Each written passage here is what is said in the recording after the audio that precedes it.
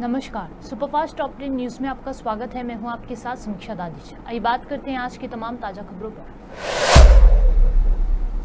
कोलकाता निवेशक बैठक पर मध्य प्रदेश मुख्यमंत्री मोहन यादव ने कहा कि मुझे इस बात की प्रसन्नता है कि मध्य प्रदेश पीएम मोदी के नेतृत्व में लगातार विकास कर रहा है। हम सब जानते हैं कि हम प्रदेश में लगातार निवेशक समिट का आयोजन कर रहे हैं, जिसके माध्यम से अलग अलग क्षेत्र के उद्योगपति निवेशक हमारे क्षेत्र में निवेश करें और रोजगार के अवसर उपलब्ध कराएं। मुझे संतोष है कि पिछली बार बेंगलुरु, उसके पहले मुंबई और इसी क्रम में अब मैं कोलकाता जा रहा हूँ। वहां से लौटकर कल यहाँ जो स्थानीय निवेशक हैं जो पहले से ही काम कर रहे हैं, उन्हें वर्चुअली जुड़कर उनकी समस्या दूर करें। मुझे इस बात की प्रसन्नता यशस्वी प्रधानमंत्री के नेतृत्व में मध्य प्रदेश लगातार अलग अलग क्षेत्रों में विकास के काम कर रहा है। हम सब जानते हैं कि मध्य प्रदेश में लगातार इन्वेस्टर समिट का हम आयोजन कर रहे हैं, जिसके माध्यम से अलग अलग क्षेत्र के उद्योगपति निवेशक अपने अपने क्षेत्र के हमारे मध्य प्रदेश में निवेश करें, यहाँ रोजगार के अवसर उपलब्ध कराएं। इसीलिए लघु उद्योग, कुटीर उद्योग, मध्यम श्रेणी के उद्योग, food industry, IT park, AI, युवाओं को लेकर के, गरीबों को लेकर के, महिला और किसानों को लेकर के सभी क्षेत्रों में सरकार रोजगार के अवसर लगातार सृजित करने के लिए अभियान चला रही है। ये अभियान हमने सरकार बनने के साथ शुरू किया था। जैसे आपकी सबकी जानकारी है, उसके अभियान का अगली कड़ी अब सागर 27 तारीख को होने वाली है। पिछली बार हम ग्वालियर थे, उसके पहले जबलपुर थे। ये क्रम लगातार जारी है। मध्य प्रदेश के एक एक संभागीय अंचल में इन्वेस्टर समिट करते हुए हम रोजगार के लिए निवेशकों से सीधे सीधे उनको स्पॉट पे भी ले जाते हैं। और केवल जब अगर सागर में 27 को होगी तो सागर में नहीं, पूरे प्रदेश के अलग अलग स्थान पर जो पहले कई एमओयू हुए, उन फैक्ट्रियों का भूमि पूजन, जो बन गई उनका लोकार्पण, और नए कॉन्ट्रैक्ट लेने के लिए भी प्रदेश भर से आने वाले लोगों को हम लगातार आह्वान कर रहे हैं। यही कारण है कि शिक्षा, चिकित्सा, विभिन्न उद्योग, सभी क्षेत्रों में निवेशक बड़े पैमाने पर मध्य प्रदेश में निवेश करने के लिए लालायित हैं। मुझे इस बात का संतोष है कि हमारा अपना बीड़ी उद्योग लघु उद्योग के नाते से घर घर होता था कुटीर उद्योग के रूप में। इसी प्रकार अगरबत्ती उद्योग भी हमारा सागर की पहचान था, लेकिन अब सागर उससे आगे बढ़ के माइनिंग के सेक्टर में भी बड़ा काम करेगा। इसी प्रकार से युवाओं को लेकर के आईटी पार्क और बाकी संभावनाओं पर भी हम काम कर रहे हैं। मुझे संतोष है इस बात का कि जब मैं अपने प्रदेश में ये काम कर रहा हूँ तो जहाँ बड़े निवेशक रहते हैं, ऐसे बड़े शहरों में भी लगातार जाकर के उनको आमंत्रित करने का, उनके साथ संवाद करने का, उनके मन में आने वाली शंकाओं का समाधान और शासन की योजनाओं से वो कैसे उपकृत हो सकते हैं। कोई भी निवेशक अपने धन की सुरक्षा भी चाहता है, लेकिन भविष्य की संभावना को भी टटोलता है। ऐसे में जब उनसे संवाद करते हैं तो बड़े पैमाने पर इसका लाभ मिलता है। मुझे संतोष है, पिछली बार बेंगलोर, उसके पहले मुंबई, इस क्रम में अभी मैं इस बार कलकत्ता जा रहा हूं, और कलकत्ता से लौट करके वापस कल यहाँ अपने स्थानीय निवेशक जो ऑलरेडी काम कर रहे हैं, उद्योगपति, कल और परसों उनसे वर्चुअल रूप से जुड़ करके उनकी कठिनाइयों को दूर करेंगे, उनको भी प्रेरित करेंगे। हमारी पॉलिसी है कि जो ऑलरेडी काम कर रहे हैं वो अपने काम का कैसे विस्तारीकरण करें, अलग से और काम को कैसा खड़ा करें, और मध्य प्रदेश के जो निवेशक जो अभी एक ही क्षेत्र में काम करते हैं वो अन्य क्षेत्र में कैसे जाएं। इसके साथ अब बाहर जो अन्य राज्यों के लोग हैं वो भी आकर के व्यापार व्यवसाय करें। अर्थात सभी क्षेत्र के लोगों के साथ साथ मध्य प्रदेश के स्थानीय बासिंदों को भी हमारी प्राथमिकता है। मुझे संतोष है, ये चीज़ का जनता भी अप्रिसिएशन कर रही है, जनता पसंद कर रही है, और सकारात्मक वातावरण बनाए और हम सबको लेके चलते हुए इसी प्रकार से निवेशकों को साथ अपने शिक्षा, चिकित्सा, उद्योग, खदान, वनीकरण सभी क्षेत्रों में विकास के नए दरवाजे खोलेंगे। रोहतक आगामी हरियाणा विधानसभा चुनाव के लिए कांग्रेस की घोषणा पत्र पर केंद्रीय मंत्री मनोहर लाल खट्टर ने कहा कि हमारे घोषणा पत्र का मतलब होता है कि समाज को सहूलियत देना। उनके घोषणा पत्र का मतलब होता है लालच देना। हम लालच देकर काम नहीं करते हैं, हम सहूलियत देकर काम करते हैं ताकि लोगों का जीवन सरल बने। उन्होंने आगे कहा कि हरियाणा की जनता ने तय कर लिया है कि तीसरी बार बीजेपी की सरकार बनेगी। हमारा जो घोषणा पत्र का मतलब होता है समाज को सहूलियत ज्यादा देना, उनका घोषणा पत्र लालच ज्यादा देना। हम लालच दे करके काम नहीं करते, हम सहूलतें दे के काम करते हैं। लोगों का जीवन सरल बने, आसान बने, लोग वही जमाना था कांग्रेस का कि परिवार के अगर 5 एडल्ट नागरिक होते थे तो पांचों लाइन में लगे रहते थे। कोई गैस की लाइन में, कोई राशन कार्ड की लाइन में, कोई तहसीलदार की लाइन में, कोई पटवारी के साथ पास खड़ा है, कोई थाने में खड़ा है। सब लोगों को इतना बिजी कर रखा था उन्होंने। और जो बाकी बचे हुए थे समाज के ऐसे कामों को कराने के लिए सरकार के बीच में और जनता के बीच में बिचौलियों का काम करते थे। इस प्रकार के सारे विषय हमने खत्म कर दिए, भ्रष्टाचार खत्म कर दिया, जनता का जो जीना है वो सरल कर दिया। विंडोज जो भी विंडोज होती हैं स्थानीय तौर पर कंप्यूटराइजेशन कर दिया गांव-गांव में। आज कोई फर्द भी लेने जाता है तो केवल एक सरकारी फीस दे करके बटन दबाता है, उसको फर्द मिल जाती है। वरना एक किसान को फर्द लेने में 6-6 महीने लग जाते थे। अगर किसी को अपना ड्राइविंग लाइसेंस रिन्यू कराना है 1 घंटे में जाकर के रिन्यू करा के आदमी आ जाता है। वरना ये लाइसेंस रिन्यू कराना और कितनी वेरिफिकेशन। आज एक गरीब परिवार का जो उनको अपना जाति सर्टिफिकेट चाहिए, पहले महीनों लगते थे तब जाके जाति सर्टिफिकेट बनता था। आज बटन दबाते हैं उसको जाति सर्टिफिकेट मिल जाता है। तो लोगों को जीवन का यानी जीवन जीने की सरलता, ओल्ड एज वृद्धावस्था पेंशन बढ़ानी है। हमारा सरकारी कर्मचारी उसके घर जाता है, साइन करा के ले आता है, अगले महीने से पेंशन शुरू हो जाती है। राशन कार्ड बनवाने में 1 मिनट नहीं लगता। वरना तो ये राशन कार्ड इनके समय में 27 लाख राशन कार्ड थे जो केंद्र सरकार की ओर से जो अधिकृत जिनको राशन मिलता था। आज वही राशन कार्ड हमारे 52 लाख हो गए हैं। आयुष्मान भारत जैसी योजना ये कभी जन्म लेके भी नहीं सोच सकते थे, जिसमें पहले 5 लाख रुपया था, आज से 10 लाख रुपया। और 70 साल के बुजुर्ग जितने भी हैं परिवार के, उन सबको अलग से 5-5 लाख रुपया। यानी सपोज अगर 2 बुजुर्ग हैं तो 10 लाख बुजुर्गों का और 10 लाख परिवार का 20 लाख रुपए का लाभ उसको मिल रहा है। और आपकी जानकारी के लिए बता रहा हूँ क्योंकि हमको तो आंकड़े सारे पता हैं। अभी पिछले 2 साल से जब से ये योजना चली आयुष्मान भारत, किसी का भी बिल 5-7 लाख रुपए से ज्यादा नहीं आता है पूरे परिवार का, साल भर का। जो सामान्य बीमारियां होती है, जो भी परिवार अच्छा है, भगवान करे कोई बीमार ना हो, लेकिन बीमारी हो भी जाए तो कोई इक्का दुक्का ऐसा होता है जो बहुत ही ऐसी किसी डिजीज से, ऐसी बीमारी से जो घातक बीमारी है, लाइलाज बीमारी है, उसका तो खर्चे की सीमा नहीं है। लेकिन ये कोई 5,000 में से एक होती है। अन्यथा सामान्य बीमारियों का खर्चा 5 लाख 7 लाख होता है। जब हमें लगा कि 7 वाले को भी 5 मिलता है, 2 उसको पहले से भरना पड़ता है, तो उसको 10 कर दिया। और जो एक आयु के बाद ही लोग ज्यादा बीमार होते हैं, 70 साल की आयु के बाद आदमी को स्वास्थ्य लाभ की ज्यादा जरूरत होती है, उनके इंडिविजुअल 5 लाख कर दिया। तो इसलिए इतनी बड़ी योजना कहीं भी बनी नहीं है। और एक जिसको कहना चाहिए व्यवहारिक योजना है, केवल नारा देने के लिए कभी इतना कर देंगे, जरूरत ही नहीं तो करेंगे क्या। चाहे इसको 2 करोड़ कर दो, अल्टीमेटली जो आवश्यकता है वो तो 5-7 लाख रुपए की परिवार की आवश्यकता है, हमने 10 लाख कर दिया। अच्छा सर, पिछले दिनों कुरुक्षेत्र में प्रधानमंत्री जी आए थे, एक करके पिछले दिनों कुरुक्षेत्र में प्रधानमंत्री जी आए थे। उन्होंने कहा था कि हरियाणा केंद्र की सरकार के साथ चलता है और हरियाणा में भी तीसरी बार जो ये तथ्य है। लेकिन उस पर भूपेंद्र सिंह हुड्डा ने कहा कि हरियाणा से बाहर भी कर देते। नहीं, ये तथ्य है। 1966 से ले आज तक जितनी बार भी सरकारें बनी हैं, अधिकांश समय जब भी लोकसभा का चुनाव पहले हुआ है, उसके बाद प्रदेश में भी उसी पार्टी का हुआ है। मैं उनके समर्थन की बात भी कर रहा हूँ कि 2004 में पहले लोकसभा का चुनाव केंद्र में आया और वो कांग्रेस की सरकार आई। आने के बाद में विधानसभा का हुआ तो किसकी आई? कांग्रेस की आई। ऐसे ही 9 में पहले कांग्रेस का लोकसभा का चुनाव हुआ, प्रदेश में किसकी आई? कांग्रेस की आई।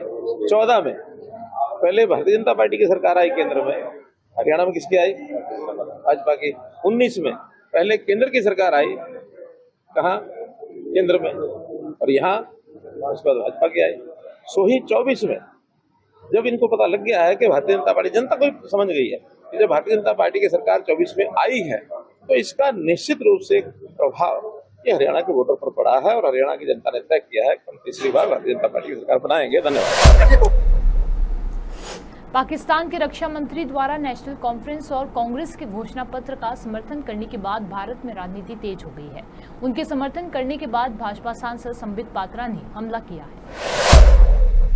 आप सोचिए, पाकिस्तान एक आतंकी राष्ट्र है, एक टेररिस्ट स्टेट है, और टेररिस्ट स्टेट के मंत्री खुले आम कांग्रेस पार्टी का समर्थन कर रहे हैं। वैसे ये कोई आश्चर्य का विषय नहीं है और पहली बार नहीं है कि पाकिस्तान और कांग्रेस पार्टी के बीच कनेक्शन देखने को मिल रहा है। यही वो पार्टी है, कांग्रेस पार्टी, जिसने नेता भेजा था मनीशंकर अय्यर, जिन्होंने जाके पाकिस्तान में कहा था मोदी को हटाना होगा, जब 2-3 बार कहा कि मोदी को हटाना होगा, मोदी को हटाना होगा, तो एंकर को बीच में आना पड़ा और कहना पड़ा हम मोदी को कैसे हटाएंगे। केवल पाकिस्तान ही नहीं, पन्नू भी राहुल गांधी के समर्थन में 3-4 दिन पहले वो भी उतर आया था। उसने भी किस प्रकार के शब्दों का प्रयोग करके कहा था कि जो राहुल गांधी की मंशा है वही हमारी मंशा है, हम राहुल गांधी जी का समर्थन करते हैं। नाम रखा है इंडिया, इंडिया अलायंस, इंडिया। हमारे देश के नाम को बदनाम कर रहे हैं। नाम हमारे देश का रखते हैं, खाते हमारे देश का है और गुण गाते पाकिस्तान का है। धिक्कार है राहुल गांधी जी। देखिए, जिस प्रकार से पाकिस्तान के डिफेंस मिनिस्टर ख्वाजा आसिफ ने आज कांग्रेस पार्टी का समर्थन करते हुए कहा है कि जो स्टैंड कांग्रेस पार्टी का है अनुच्छेद 370 को लेकर और आर्टिकल 35A को लेकर, जो कांग्रेस पार्टी चाहती है कि जम्मू कश्मीर के चुनाव के पश्चात आर्टिकल 370 और आर्टिकल 35A को रिस्टोर करेगी, वही स्टैंड पाकिस्तान का भी है।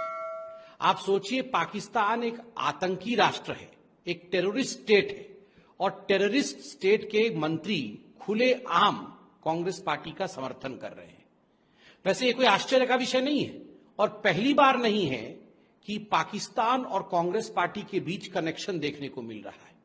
आप याद करिए, जब आर्टिकल 370 के ऊपर चर्चा हुआ था, जब माननीय गृह मंत्री जी ने चर्चा आरंभ किया था सदन के पटल पे, तो उस समय कांग्रेस पार्टी के सबसे बड़े नेता, उस समय जो सदन में मौजूद थे, उन्होंने खड़े होकर कहा था कि यह बायलैटरल इशू है, आप इसे समाप्त नहीं कर सकते हैं। आर्टिकल 370 हटाने से पहले एक बार पाकिस्तान से पूछ लेना चाहिए और सोनिया गांधी जी आंखों ही आंखों में इशारा कर रही थी कि हां, ये सवाल पूछो, और आज उसका जवाब पाकिस्तान दे रही है। ये पहली बार नहीं है कि आतंकी राष्ट्र पाकिस्तान और कांग्रेस पार्टी के बीच सांठगांठ पता चल रहा है। आप याद करिए, यही वो पार्टी है, कांग्रेस पार्टी, जिसने नेता भेजा था मनीशंकर अय्यर, जिन्होंने जाके पाकिस्तान में कहा था मोदी को हटाना होगा। जब 2-3 बार कहा कि मोदी को हटाना होगा, मोदी को हटाना होगा, तो एंकर को बीच में आना पड़ा और कहना पड़ा हम मोदी को कैसे हटाएंगे। आप सोचिए किस प्रकार का फ्रस्ट्रेशन है कांग्रेस पार्टी में। यही वो कांग्रेस पार्टी है जिसके लिए सबसे बड़ा आतंकी सरगना हाफिज सईद ने पाकिस्तान में एक इंटरव्यू के दौरान कहा था कि कांग्रेस एक अच्छी पार्टी है। ऐसे ही नहीं हाफिज सईद कहता है कि कांग्रेस एक अच्छी पार्टी है। आज पाकिस्तान पूरी तरह से कांग्रेस पार्टी के समर्थन में उतर आया है। और आप याद करिए, केवल पाकिस्तान ही नहीं, पन्नू भी राहुल गांधी के समर्थन में 3-4 दिन पहले वो भी उतर आया था। उसने भी किस प्रकार के शब्दों का प्रयोग करके कहा था कि जो राहुल गांधी की मंशा है वही हमारी मंशा है, हम राहुल गांधी जी का समर्थन करते हैं। क्या कारण है? मैं राहुल गांधी जी से पूछना चाहता हूं, क्या कारण है कि पाकिस्तान हो या पन्नू, ये सारे आतंकवादी आपका समर्थन क्यों करते हैं? और ये कोई प्रेस कॉन्फ्रेंस का भी विषय नहीं है, बाइट का भी विषय नहीं है, ये सबके लिए सोचने का विषय है, एक आम हिंदुस्तानी के लिए सोचने का विषय है। आप सोच के देखिए, माता श्री सोनिया गांधी जी जब आतंकियों के लाश को देखती है तो वो अपने इमोशंस को रोक नहीं पाती है, वो रो देती है। जब आतंकवादी मारे जाते हैं तो 3 रातों तक वो सो नहीं पाती है। और खुद सलमान खुर्शीद जी ने कहा था कि सोनिया जी विचलित हो गई थी आतंकवादियों के लाश को देखकर और वो रोने लगी थी। आतंकवादियों की लाश को देख के सोनिया जी रोती है।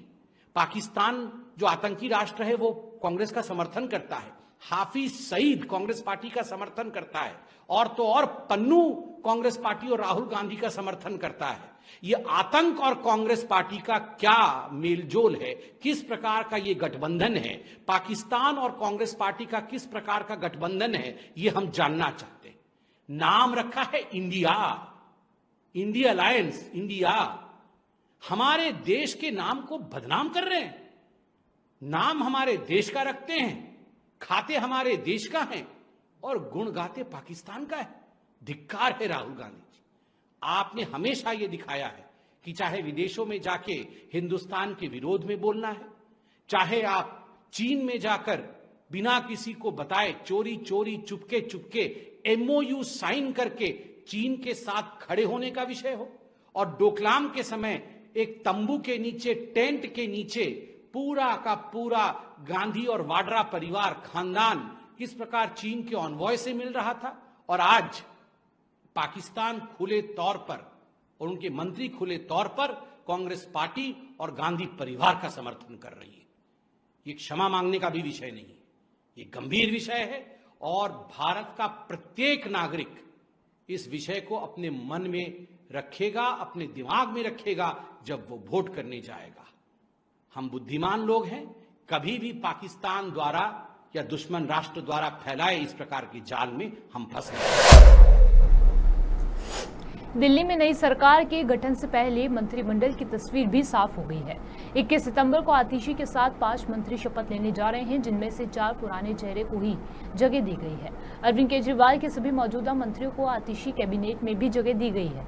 मुकेश अहलावत के तौर पर नए चेहरे शामिल किया गया है, जो पार्टी का दलित चेहरा है। अरविंद केजरीवाल जमानत मिलने के बाद अब हरियाणा के दौरे पर जाएंगे, वहां वो चुनावी प्रचार की कमान संभालेंगे। आम आदमी पार्टी ने बताया कि जगाधरी रोड शो से चुनावी प्रचार की शुरुआत होगी और आगे का पूरा प्लान भी तैयार है। पूरी ताकत से चुनाव हरियाणा में लड़ रही है।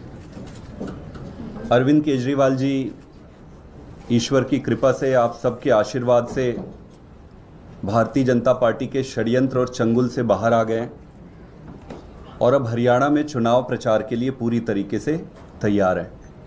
अरविंद केजरीवाल जी का जो शेड्यूल है, कैंपेन का जो शेड्यूल है, उसका शुभारंभ हम कल से यानी कि 20 सितंबर से कर रहे हैं।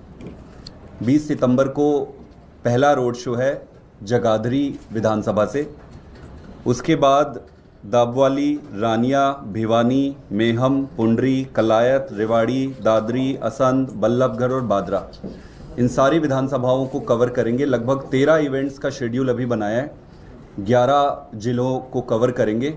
इसके बाद का शेड्यूल आने वाले। हरियाणा में चुनाव से ठीक पहले सियासी सरगर्मियां बढ़ गई हैं। राज्य के पूर्व मुख्यमंत्री और वर्तमान में केंद्रीय मंत्री मनोहर लाल खट्टर के भतीजे अमित खट्टर ने कांग्रेस का दामन थाम लिया है। अमित खट्टर का कांग्रेस में जाना बीजेपी के लिए बड़ी चोट मानी जा रही है। 5 अक्टूबर को होने वाले हरियाणा विधानसभा चुनावों के लिए सत्ता में मौजूद वर्तमान भाजपा सरकार ने अपना संकल्प पत्र जारी कर दिया है, जिसमें पार्टी ने 20 वादे किए हैं। ये संकल्प पत्र पार्टी ने नॉन स्टॉप हरियाणा का संकल्प पत्र के नाम के कार्यक्रम में जारी किया। संकल्प पत्र भाजपा के राष्ट्रीय अध्यक्ष जेपी नड्डा और हरियाणा के मुख्यमंत्री नायब सिंह सैनी ने जारी किया। इस संकल्प पत्र में कुछ बड़े वादे किए गए हैं, जिन्हें जानना भी जरूरी है। पार्टी ने हरियाणा की जनता के लिए वादा किया है कि राज्य की महिलाओं के लिए लाड़ू लक्ष्मी योजना के तहत हर महीने 2100 रुपए दिए जाएंगे। बिहार के नवादा के देदोर गांव की कृष्णानगर टोली में बुधवार रात दबंगों ने महादलित परिवारों के 80 से ज्यादा घरों को फूंक दिया गया। इस घटना में महादलितों के मिट्टी, बांस व फूस से बने घर पूरी तरह जलकर खाक हो गए। पीड़ितों का आरोप है कि दबंगों ने घरों में आग लगाने के साथ साथ फायरिंग भी की। हालांकि पुलिस प्रशासन ने फायरिंग की घटना से इनकार किया है। सो दबंगों ने ताबड़तोड़ फायरिंग कर 80 घरों को जला डाला। इस कारण न जाने कितने परिवार बेघर हो गए। मामले में एक्शन लेते हुए पुलिस ने मुख्य आरोपी नंदू पासवान सहित 15 आरोपियों को गिरफ्तार किया है। अन्य की तलाश जारी है। पुलिस ने बताया कि गिरफ्तार मुख्य आरोपी का नाम नंदू पासवान है। हरियाणा चुनाव में आम आदमी पार्टी ने विनेश फोगाट के खिलाफ जुलाना से कविता दलाल को टिकट दिया है, लेकिन सवाल है कि जंतर मंतर पर प्रदर्शन के दौरान विनेश फोगाट का साथ देने वाले केजरीवाल ने एक सीट क्यों नहीं छोड़ी। अपने पैगाम में हिजबुल्लाह चीफ ने ये ऐलान भी किया है कि इस तरह के हमलों से हिजबुल्लाह कभी भी घुटनों पर आने वाला नहीं है, भले ही इजराइल हमसे तकनीकी में आगे हो, क्योंकि अमेरिका और दीगर ताकतें उसके साथ हैं। नसरुल्लाह ने दावा किया कि हिजबुल्लाह इस चैलेंज का सामना कर अपना सिर फख्र से ऊंचा करेगा। अपने वीडियो संदेश में हिजबुल्लाह चीफ ने कहा कि हिजबुल्लाह टूट नहीं सकता, चाहे उस पर हुआ हमला कितना भी बड़ा हो। उन्होंने इजराइल को एक चैलेंज दे दिया है। नसरुल्लाह का कहना है कि उत्तरी इजराइल से विस्थापित लोगों को इजराइल अब कभी उनके घर वापस नहीं भेज पाएंगे। सुपरफास्ट टॉप 10 न्यूज में आज के लिए सिर्फ इतना ही। देश और विदेश की तमाम बड़ी खबरों से जुड़े रहने के लिए देखते रहिए पॉपुलर टीवी। धन्यवाद।